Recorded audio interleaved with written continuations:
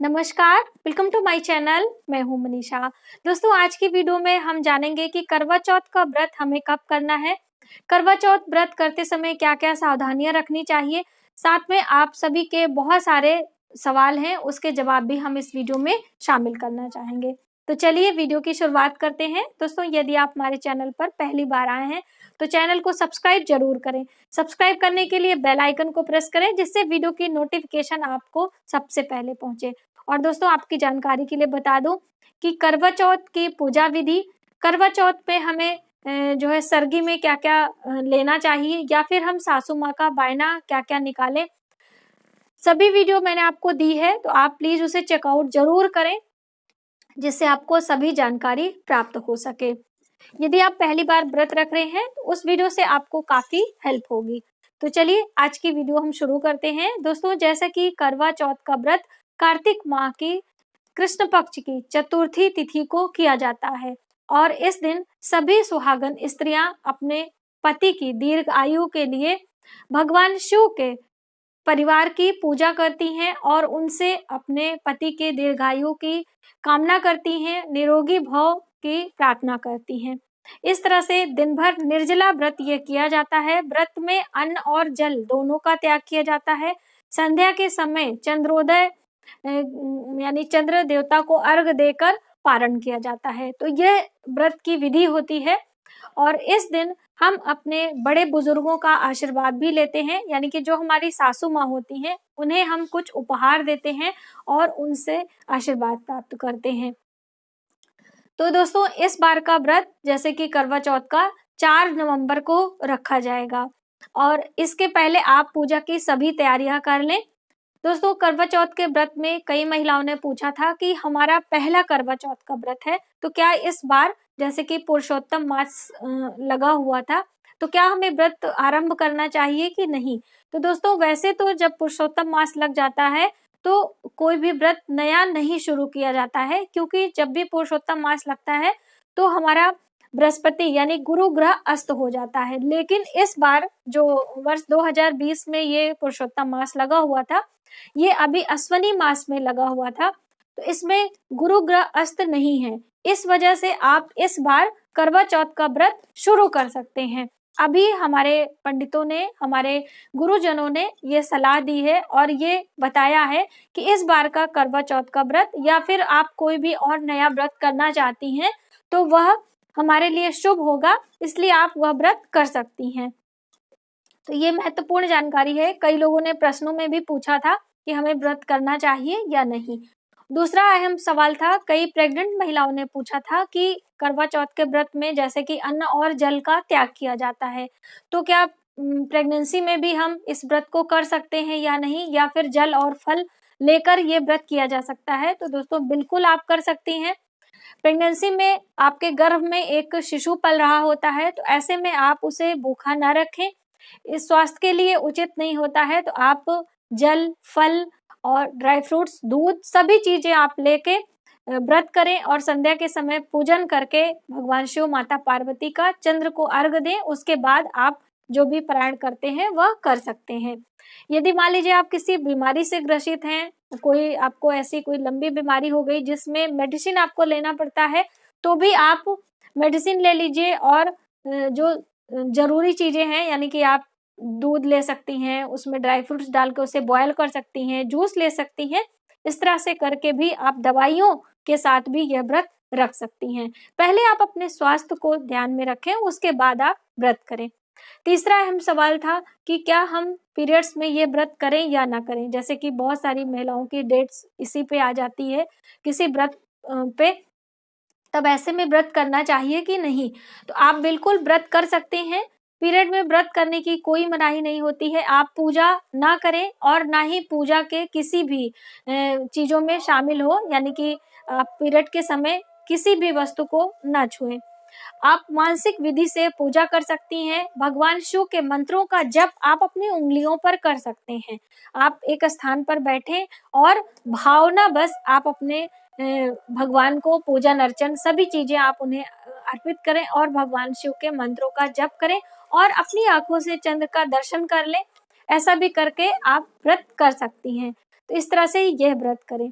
दोस्तों कई लोगों ने पूछा था कि क्या हम सासू माँ को बायना कैसे दें। मान लीजिए जैसे ससुर जी नहीं हैं कई लोगों के, और ऐसे में सासू माँ को हमें बायना देना चाहिए या नहीं, जो सुहाग की वस्तुएं हैं वह हम किसे दें। तो देखिए आपके जो सासू माँ है वो आपकी ही माँ है और उनका आशीर्वाद आपके लिए बहुत ही आवश्यक है। तो आप उनकी पसंद की कोई चीजें दें जो उनके उपयोग में आ सके। जैसे कि आप उन्हें कोई पूजा पाठ से संबंधित कोई वस्तु दे सकते हैं, या फिर कोई आवश्यकता यानी कि कोई शॉल वगैरह दे लें, कोई जो भी ड्रेस वो पसंद करती हो इस तरह की चीजें देकर आप उनका आशीर्वाद ले लें। या फिर कोई चांदी की वस्तु हो, उन्हें भी आप अपनी सासू माँ को दे सकती हैं, चांदी का सिक्का है या फिर और भी चीजें इस तरह से उपहार में उन्हें दें और उनका आशीर्वाद जरूर लीजिए। उन्हें बिल्कुल भी किसी प्रकार से आप दुख ना पहुंचाएं, क्योंकि देखिए पहले से वो दुखी हैं, उनके पति नहीं है, और ऐसे में त्योहार पर हर महिला को ये पति के लिए व्रत रखा जाता है, तो कहीं ना कहीं उन्हें ये दुख होता है कि हम आज व्रत करते, और ऐसे में यदि आप इस तरह का व्यवहार आप करेंगे तो उन्हें दुख होगा। तो आप यह ना करें। और जो श्रृंगार की वस्तुएं हैं आप अपने परिवार में अन्य पर्सन को दे सकती हैं, बड़ी ननद है उन्हें दे दें, जिठानी को दे दें, कोई नहीं है तो आप परिवार में ब्राह्मणी को दे सकती हैं। तो इस तरह से ये व्रत करके आप आशीर्वाद जरूर लें। और जब आप पूजा के बाद भी अपने बड़े बुजुर्गों का आशीर्वाद, यानी आप अकेले भी रह रही हैं तो आप वीडियो कॉल कर सकती हैं, या फिर आप घर में जो तस्वीर हो उन पे जाके प्रणाम करके उनका आशीर्वाद ले सकती हैं। ये सभी चीजें पूजा विधि के अंतर्गत आती हैं।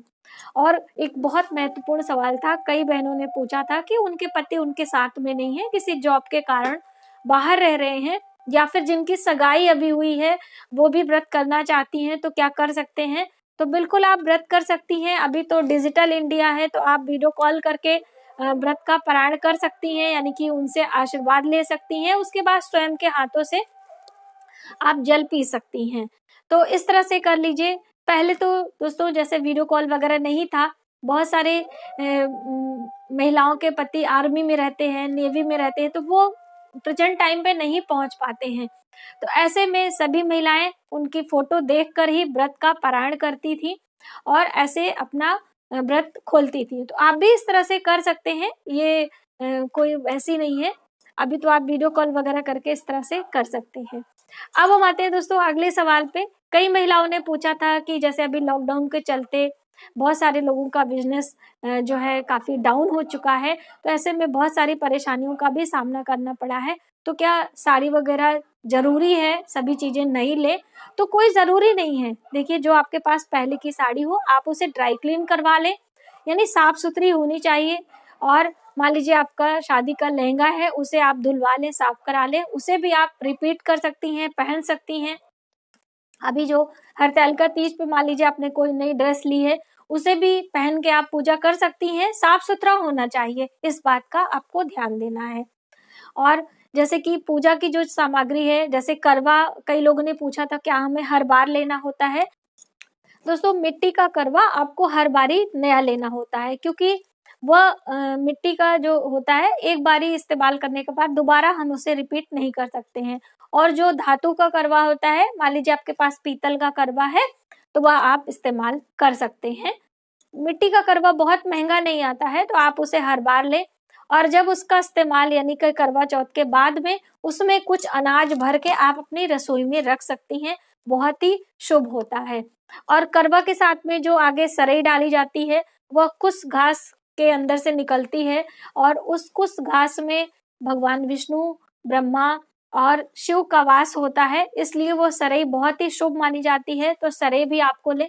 यदि नहीं मिलता है, बहुत सारे शहरों में सरई नहीं उपलब्ध हो पाती है, तब आप ऐसे ही रहने दें, आप ना ले सरई, अन्य कोई चीज आप ना डालें। बहुत सारे लोगों ने पूछा था कि उसमें हम फूल रख दें या कुछ भी, तो आप सजावट के रूप में रख सकती हैं, ऐसा कुछ नहीं है। जो सामग्री आपको नहीं मिलती है, आप बहुत ज्यादा परेशान ना हो, विधिवत तरीके से भगवान शिव और माता पार्वती का पूजन में आप ध्यान लगाएं। अगली बात दोस्तों, चलनी जो होती है, जिससे हम चांद को देखते हैं और फिर पति को देखते हैं, तो क्या वो चीजें हम फिर से रिपीट कर सकते हैं कि हर बारी हमें नई लेनी होती है? या फिर जो माता करवा की फोटो है, तस्वीर है, उसे आपको हर बार, तो ये एक बार ही आप ले लें। जैसे हम दुर्गा पूजा में करते हैं कि एक बार ही तस्वीर लेते हैं और हर बार इस्तेमाल करते हैं, उसी तरीके से आपको हर बार उसका पूजन आप कर सकते हैं। बहुत सारे लोग मिट्टी का करवा बनाते हैं, यानी कि करवा माता की तस्वीर मिट्टी से बनाई जाती है, तो वो हर बारी बनाई जाती है। जो पार्थिव प्रतिमा होती है हर वर्ष आपको बनाना चाहिए। तो इस तरीके से आप पूजा में ध्यान दें और पूजा की जो अन्य सामग्रियां हैं, वो जैसे कि माला फूल है या फिर आप भोग मिठाइयां हैं, उसे आप नया लें। और ग्रुप में जब पूजा कर रही हैं तो आप वहां पे तो करवा की थाली ही बदली जाती है, और मान लीजिए आप अकेले पूजा कर रही हैं तो आप माता पार्वती को अपना सखी बनाएं और उनके साथ में करवा आप बदलें। करवा कैसे बदलते हैं और उस समय क्या बोला जाता है, वह मैंने वीडियो में आपको करके दिखाया है, इसलिए आप वह वीडियो जरूर देखें, जिससे आपको सभी चीजें पता हो सके। और आप घर में अकेले पूजा कर रहे हैं तो माता पार्वती को अपना सखी बनाते हुए उनके लिए एक करवा आप जरूर ले आएं। और एक बहुत महत्वपूर्ण सवाल था कि करवा के अंदर हमें क्या भरना चाहिए। तो करवा के अंदर अपने कुल परंपरा के अनुसार आप चीजें भर सकते हैं। जैसे बहुत सारे लोग उसमें खड़ा अनाज भरते हैं, गेहूं या चावल भरते हैं। बहुत सारे लोग जो पूरियां वगैरह, हलवा वगैरह या फिर पुए बनाए रहते हैं उसी को भर देते हैं, या फिर बहुत सारे लोग उसमें जल भरते हैं। तो जो आपके यहाँ परंपरा हो आप उस तरह से पूजा करें। अगर आपको कुछ भी नहीं समझ में आता है तो आप उसमें ड्राई फ्रूट्स भर दें। दोस्तों, ड्राई फ्रूट्स आप कभी भी किसी को भोग लगा सकते हैं और करवा में भर भी सकते हैं। खाली करवा आपको नहीं रखना होता है, इस बात का आपको ध्यान देना है। तो दोस्तों, आज की वीडियो में बस इतना ही। यदि हमारी जानकारी आपको थोड़ी सी भी हेल्पफुल लगे तो प्लीज हमारी वीडियो को लाइक करें, शेयर करें, सब्सक्राइब जरूर करें न्यू वीडियोस के लिए। नेक्स्ट वीडियो में हम आपके साथ शेयर करेंगे करवा चौथ का व्रत पूजा का शुभ मुहूर्त क्या है, चंद्रोदय का समय क्या है, और चंद्र को अर्घ देते समय हम जो चंद्र के लिए अर्घ तैयार करेंगे उसमें क्या क्या चीजें हमें मिक्स करनी चाहिए। Thank you.